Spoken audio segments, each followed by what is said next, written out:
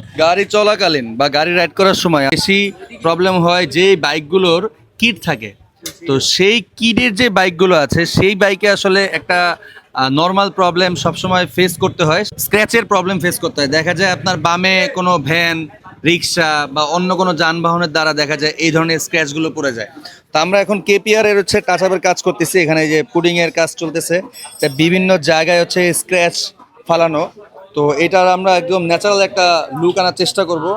এখানে এই যে দেখেন, এখানেও কিন্তু স্ক্র্যাচ আছে, এই পিছনের কিডেও স্ক্র্যাচ আছে। তো এইগুলোর কাজ অলরেডি চলতেছে। আর এটার কালার কম্বিনেশন একদম মিলে যাবে, তাই না ভাইয়া? আচ্ছা, সম্পূর্ণ কালার মিলে যাবে। 100-এর ভিতরে 99.99% এটার কালার মিলে যাবে। এটার গাড়িটার কালার হচ্ছে টমেটো রেড। সো আমরা অলরেডি কাজ চলমান অবস্থায় আছে। তো যারা যারা এই ধরনের প্রবলেম ফেস করছেন, দেখা যায় পুরো গাড়ি কালার করা পসিবল না। তো টাচ আপের যে কাজগুলো সেগুলো কিন্তু করতে পারবেন। আপনার সাইডে যদি কোনো স্ক্র্যাচ থাকে বা কিট ফেটে গেছে, কিটের একটা হালকা অংশ উপর থেকে চলে গেছে বা পড়ে গেছে, তো সেই সলিউশনগুলো কিন্তু এই টাচ আপের মাধ্যমে করা যায়। তো যারা যারা এই বিষয়ে জানেন না, আশা করি জেনে গেছেন।